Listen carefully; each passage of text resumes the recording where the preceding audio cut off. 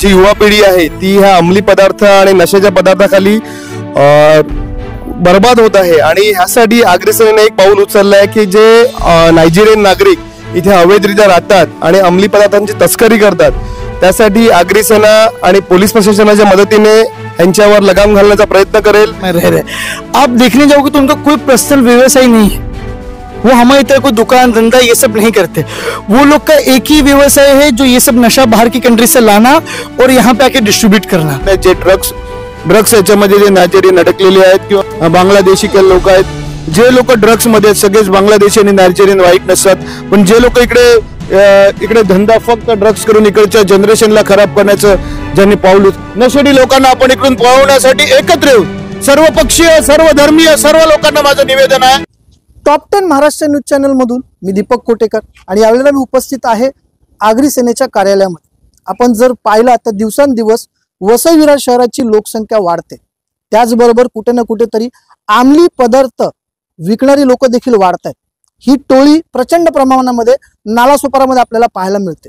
जर आपण पाहिलं तर जे परदेशी नायजेरियन नागरिक आहेत ते इथे कसे आलेले आहेत, ते इथे कसे राहतात, या विरोधात आता आगरी सेना आणि हिंदू मुस्लिम एकता संघटना मैदानात उतरलेली आहे। या लोकांना चांगला धडा शिकवणार आहे ही मोहीम आता छेडलेली आहे आगरी सेना आणि हिंदू मुस्लिम एकता संघटनेने। जाणून घ्या आपल्यासोबत आगरी सेनेचे प्रवक्ता जयेश पाटील आहेत। जयेश जी, आपण जर पाहिलं तर कुठे ना कुठेतरी नालासोपारातील युवा पिढी बर्बाद होते। गेल्याच काही दिवसांपूर्वी 15 किलो ड्रग्स सापडला, असं असताना काय भूमिका आता आगरी सेनेची? आगरी सेना आणि हिंदू मुस्लिम एकता मंच ह्यांच्या संयुक्त विद्यमानाने ही मोहीम हाती घेण्यात आलेली आहे की आज साधारणतः वसई विरारची लोकसंख्या बघितली तर 25 ते 30 लाख लोकसंख्या जवळपास आहे आणि जी युवा पिढी आहे ती ह्या अंमली पदार्थ आणि नशेच्या पदार्थाखाली बर्बाद होत आहे आणि ह्यासाठी आगरी सेनेने एक पाऊल उचललं आहे की जे नायजेरियन नागरिक इथे अवैधरित्या राहतात आणि अंमली पदार्थांची तस्करी करतात त्यासाठी आगरी सेना आणि पोलीस प्रशासनाच्या मदतीने यांच्यावर लगाम घालण्याचा प्रयत्न करेल। मी पोलीस प्रशासनाचं विशेषतः अभिनंदन करतो की त्यांनी मागच्या आठवड्यामध्ये 2 ते 3 करोडचं ड्रग्स हस्तगत केलेलं आहे, पण ही फक्त सुरुवात आहे। हे 2-3 करोडच नाही तर मोठ्या प्रमाणात इथे ड्रग्सचा सप्लाय होतं आणि ड्रग्सचं वितरण होतं। मी पोलीस प्रशासनाला आणि नार्कोटिक्स विभागाला ह्याद्वारे आवाहन करतो आणि विनंती करतो की त्यांनी जास्तीत जास्त टास्क फोर्स लावाव्यात आणि जी युवा पिढी या नशेच्या आणि अंमली पदार्थांच्या व्यसनाखाली व्यसनाधीन होत आहे त्याच्यावर लगाम घालण्यात यावा। अहमद जी, आपने बहुत अच्छी मुहिम छेड़ी हुई है। अगर हम देखने जाएंगे तो नाइजीरियन जो है यहाँ पर नालासोपारा में वो काफी ज्यादा पैमाने में है। ऐसे में किस तरीके से आप आपके संगठन के तरफ से उनके ऊपर लगाम लगाओगे? नमस्कार, आगरी सेना की तरफ से और हिंदू मुस्लिम एकता सामाजिक संस्था की तरफ से एक मुहिम छेड़ी गई है, नशेड़ी नाइजीरियन भगाओ हमारा वसई विरार बचाओ। नाइजेरियन भगाओ हमारा वसई विरार बचाओ, नाइजेरियन भगाओ हमारा वसई विरार बचाओ। इस मुहिम के तहत ऐसा है कि जो नाइजीरियन इलीगल तरीके से हमारे वसई विरार में रह रहे हैं, हमारे नालासोपारा में रह रहे हैं, आप देखने जाओगे तो उनका कोई पर्सनल व्यवसाय नहीं है, वो हमारी तरह कोई दुकान धंधा ये सब नहीं करते। वो लोग का एक ही व्यवसाय है जो ये सब नशा बाहर की कंट्री से लाना और यहाँ पे आके डिस्ट्रीब्यूट करना। तो ये नशा एक हमारे समाज में एक दीमक की तरह है जो धीरे धीरे हमारी नई पीढ़ी को खाते जा रहा है। अगर उसको हमें रोकना है तो जो सबसे ज्यादा नशा यहाँ पे लाते हैं उनको हमें रोकना पड़ेगा और पुलिस प्रशासन की मदद के साथ आगरी सेना और हिंदू मुस्लिम एकता सामाजिक संस्था दोनों के नेतृत्व में हम बड़ी तादाद में यहाँ पे ये मुहिम चलाने वाले हैं। घर घर, यहाँ तक कि अभी तक की कई सोसाइटियों से मीटिंग हो चुकी है और कई सोसाइटी में अभी तक ये 1 महीने में 22 से 23 नाइजीरियनों के घर खाली हो चुके इलीगल तरीके से जो रह रहे थे। आपल्यासोबत यावेळेला आगरी सेनेचे महाराष्ट्र उपाध्यक्ष कैलास पाटील देखील आहेत।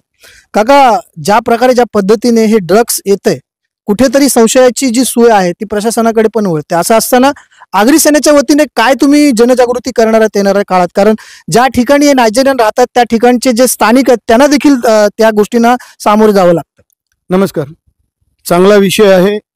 मी माझे मित्र आणि हिंदू मुस्लिम एकता परिषदेचे संस्थापक अहमद भाई आणि माझ्या सगळ्या टीमला मी धन्यवाद देतो। चांगला विषय त्यांनी घेतलेला आहे।